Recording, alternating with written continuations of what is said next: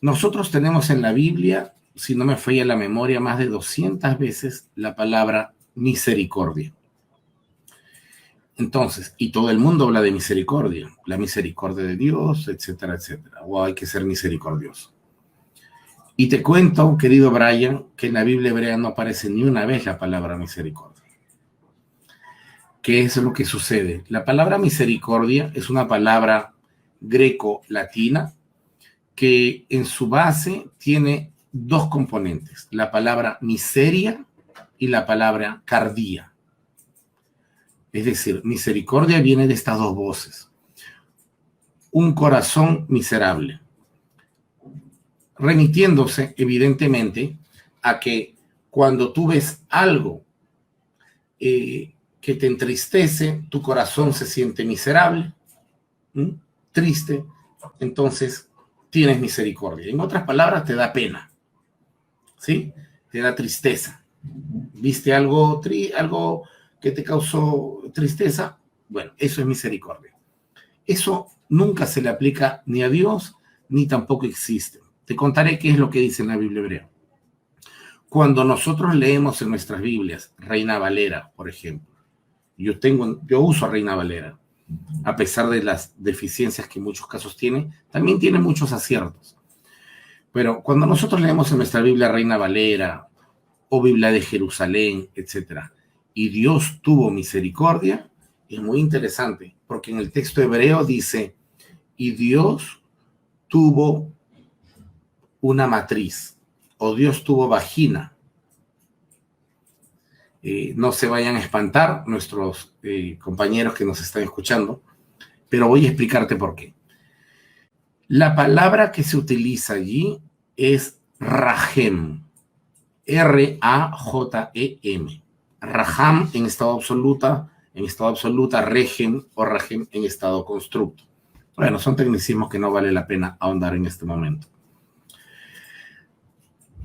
Cuando la gente del mundo de la Biblia entendió que rahem, por si acaso, significa ovarios, matriz, útero, el lugar donde está el bebé, y también se puede traducir como vagina.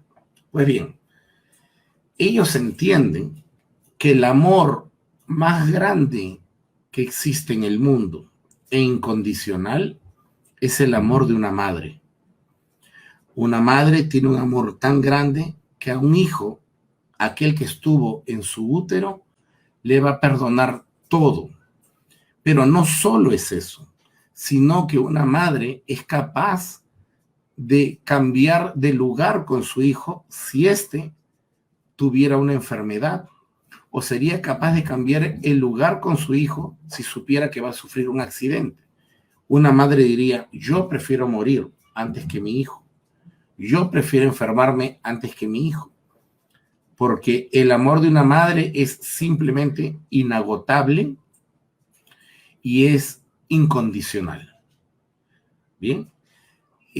Entonces, la palabra misericordia, entonces los antiguos hebreos tomaron esa palabra útero para aplicársela a Yahvé. ¿Por qué? Porque Yahvé o Jehová tiene un amor tan grande que solo puede ser emulado o comparado con el de una madre. Entonces, cuando ellos hablan de Yahvé, no dicen misericordia, sino dicen, y Yahvé tuvo útero hacia Israel, por ejemplo. ¿Entiendes?